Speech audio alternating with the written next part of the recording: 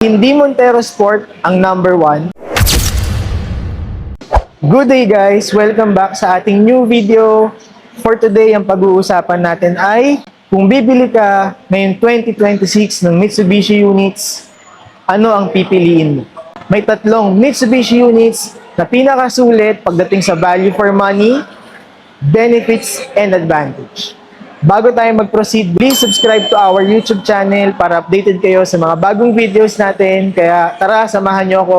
Alamin natin ang top 3 best-selling at pinakasulit na Mitsubishi units. Top 3 sa ating list ay ang 2027 Mitsubishi X-Force. Bakit sulit? Modern at sporty ang design.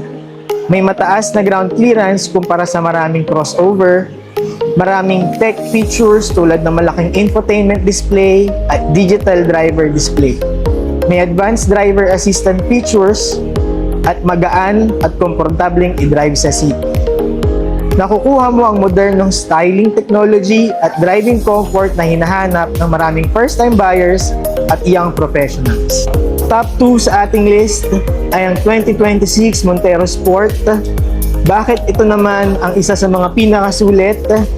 Malakas ang 2.4 liter Maybach turbocharged diesel engine.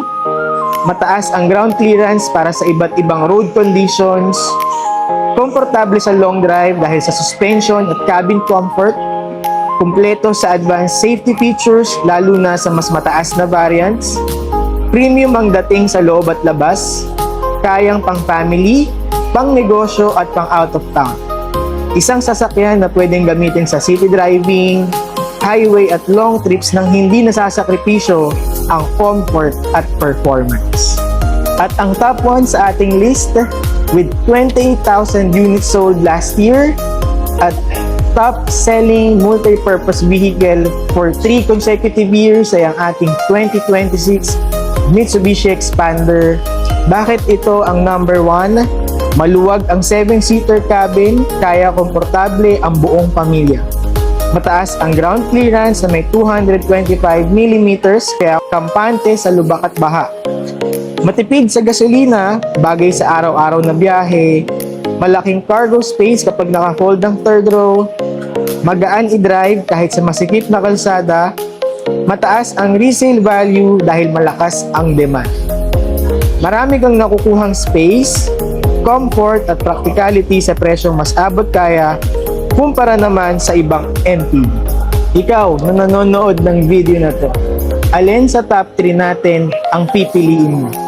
Comment mo sa baba kung ikaw ay Team X-Force, Team Montero o Team Xpander.